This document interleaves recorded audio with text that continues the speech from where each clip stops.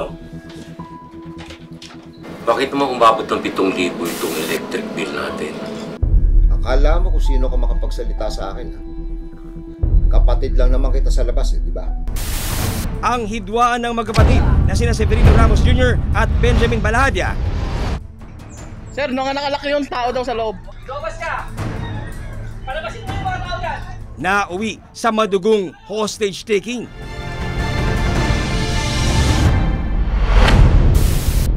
Umaga nung ika-7 ng Marso, taong kasalukuyan, nag-aalmusal sina Severino at kinakasamang si Telma nang bumaba para gumamit ng palikuran ang kapatid ni Severino na si Benjamin. Oh, Benjamin, kain ka muna. Maraming salamat. Nung March 7, nagising ako ng maaga. Matino naman kausap ito, si Severino. Nung pagtingin ko sa orasan, 6:02. Tapos nagsandok ako ng pagkain ko. Nung kumakain na ako, pakasubo ko ng isa. Sanay naman ako na nagsasalita si Severino na papatay.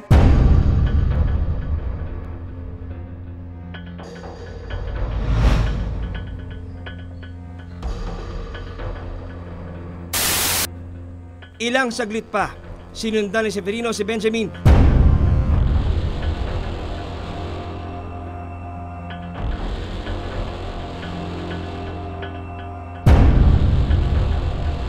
at walang ano-ano ay sinaksak ang kapatid.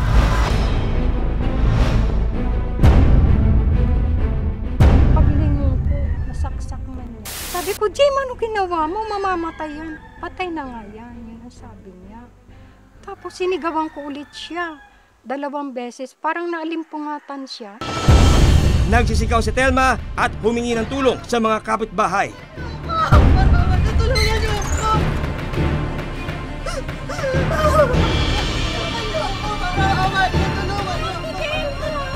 Yung asawa ko! Nagmamalasan ko! Pakitulungan niyo sa Nermina kasi magpasikatutulong pumunta lang ako sa barangay! Narinig ni Herminia ang nagaganap na sigawan sa unang palapag ng bahay, kaya agad siyang sumilip. Dito na niya nakita ang asawa na naliligo sa sariling dugo. Diyos ko, Benjamin! Mga kapitbahay, tulungan niyo kami! Tulungan niyo kami, mga kapitbahay! Ayon po kay Lola Herminia, nagiliyaw po yung asawa ng suspect na di umano ay sinaksak nung asawa niya yung biktima. At sa kanya pong takot ay agad siyang umakyat sa loob ng kwarto sa taas at nagkulong na po sila maglola. Agad na humingi ng tulong si Herminia sa anak na si Rhea na siyang tumawag sa mga pulis. Hello, Ma. Pinatay ang papa mo. Ano? Si papa mo nasaksak ni Jim. So ako, kalmado lang. Hindi ko naman inisip, kasi alam ko, magaling yung tatay ko eh. So hindi ko inisip na tinira niya sa likod. Which is, di ba, patraidor. Sir, nung nakalaki yung tao daw sa loob. Pagdating ng mga pulis, sinubukan pa nilang pakalmahin ang suspect na si Severino pero hindi ito tumigil sa pag-abok. Nang makapasok si Patrolman Christian Rivera sa bakuran at maaligtas ang maglolang sina Herminia at ang 1 taong gulang na apo, Kanang makialam. dito na niya sinunggaban mula sa likod ang suspect na si Severino hanggang sila ay nagpambuno. Habang nanlalaban sa mga otoridad, nadaplisan ng itak ng suspect si Patrolman Rivera. Umanap po ako ng timing, ma'am, para ma-grab ko po yung hostage. Bali, nung tumalikod po siya, tinakbo ko po siya ng mabilis. And then, nagpambuno po kami. Mas malakas po siya sa akin, ma'am. Mas malaki po katawan niya, tapos mas matangkad po siya sa akin. Yun, natumba po kami.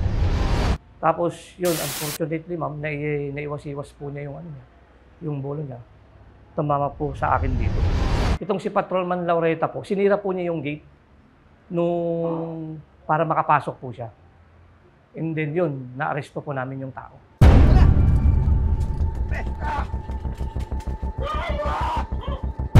Dito na tuluyang hinuli ang suspect at dinala sa kulungan. agad namang nilapatan ng paunang lunas ang pulis.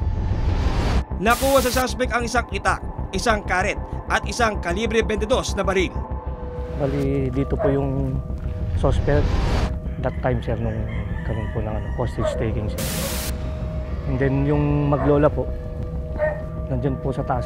Ayaw po niyang hindi po sila makababa dahil baka po sila saktan ng suspect, sir.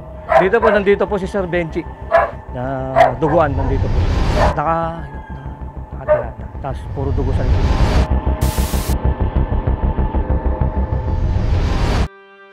Samantala, nang matapos ang komosyon sa labas ng bahay, saka nakita ni Herminia at ng mga anak ang bangkay ni Benjamin. Hindi ko kaya makita yung tatay ko na ganon. Nilapitan ko lang yung tatay ko nung nilabas na nila, nakasakay na sa cadaver bag eh. Nung sinara yung cadaver bag, doon lang ako, yun, lumuhod ako, nagdasal ako. Kala ko hindi pa nga totoo eh.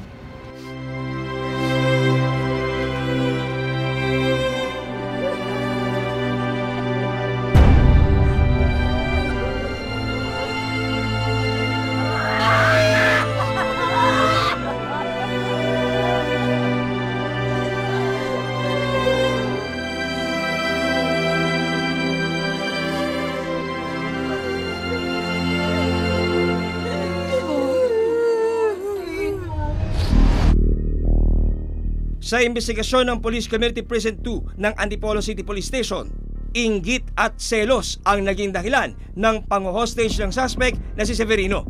Itong biktimang namatay, sa kanya po pinapadala yung mga remittances galing abroad ng kanilang mga kaanak. Ang gusto namang mangyari nitong ating suspect ay magkaroon din siya ng padala mula doon sa mga remittance na yon. Kung saan nagkakaroon nga sila ng hidwaan doon sa compound na yon kasi para bang ipinagkatiwala na ng mga kaanak bilang caretaker doon sa biktima yung pag-aalaga ng compound na yon.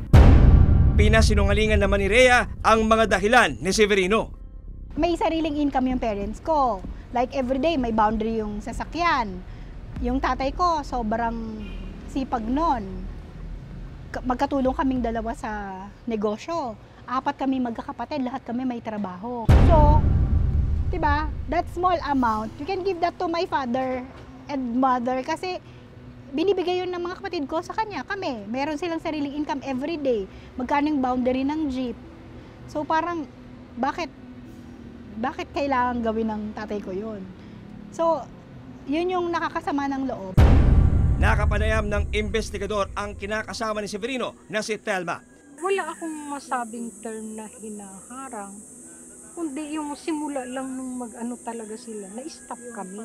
Kasi natigil nga yung ano namin, yung aming allowance. Sabi ko, yung ano na yun para sa kuryente. Hanggang sa nung pumayag si Ate Linda, padadala na akong pera. Tapos, eto naman, nagbibigay din kasi si Kuya Carding sa amin ng 1.5. Sinabi sa akin na nung asawa ni Kuya Carding na, Telma, o sige, padadalaan kita ng 1.5, isend mo sa akin kung magkano yung utang niyo sa Meralco, babayaran ko. Ako na magbabayad ng buo. Eh, nagkataon, parang na-excite ako. Paalis si Kuya Benji, babayaran na niya yung ano daw, kuno, yung kuryente. Sa kulungan na rin muling nag-abot ang pamilya ni Herminia at ang suspect na si Severino. Severino, anong klase kang kapatid, ha? Napakawalang hiya mo, wala kang kwentang kapatid. Sarili mong kadugo, pinapatay mo? Bakit mo pinatay? Nang dahil lang sa kuryente, nagkaganyan ka na? Nahaharap sa patong-patong na kasong pagpatay kay Benjamin Balhaja, tangkang pagpatay kay Patrolman Christian Rivera at ang paglabag sa RA 10591 o illegal possession of firearms and ammunition ang suspect na si Severino Ramos Jr. Kasalukuyan siyang nakakulong sa Bureau of Jail Management and Penology sa Antipolo City. Ang murder case po ay wala pong piyansa, habang buhay na pagkabilanggo. Dagdag pa ng mga pulis, kilala ang suspect sa mga reklamo at blotter report ng pag-aamok at pananakit sa mga residente sa Barangay San Jose. Ayon po sa ilang mga residente at nung nabubuhay pa yung biktima, ay may mga records po sa barangay itong suspect na malimit magpaputok ng barel, naghahamon ng mga away sa kanyang mga kapitbahay, maging dun sa biktima. Sinang-ayun na naman ni Delphine Amoso, Barangay Police Security Officer ng Sitio Kaisaka 3, Barangay San Jose, ang bahayag ng mga pulis. Ayon sa report ng aming purok leader doon, na Sitio Chairman, talagang yung taong po yun ay talagang nagwawala lagi doon sa lugar nila.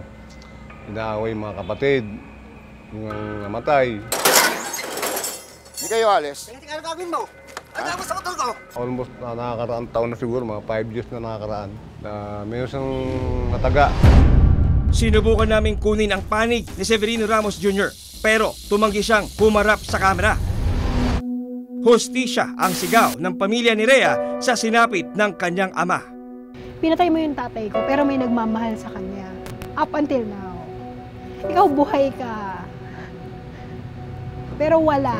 Di ba parang, di ba, bakit ako magkakaroon ng galit dun sa tao na wala ka kahit ano eh. Masakit man sa kalooban, tinanggap na nilang hindi na nila may babalik ang buhay ng pinakamamahal na ama. Matanggap na, mahirap, pero wala. Life must go on. May iba pang, di ba, andyan yung nanay ko. Alam mo, sobrang daming pagmamahal na pwede na ibigay. Andyan yung anak ko, nanay ko, mga kapatid ko.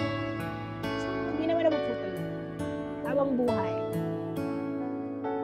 Sa ngalan ni Mike Enriquez, ako si John Consulta at ito ang Investigador.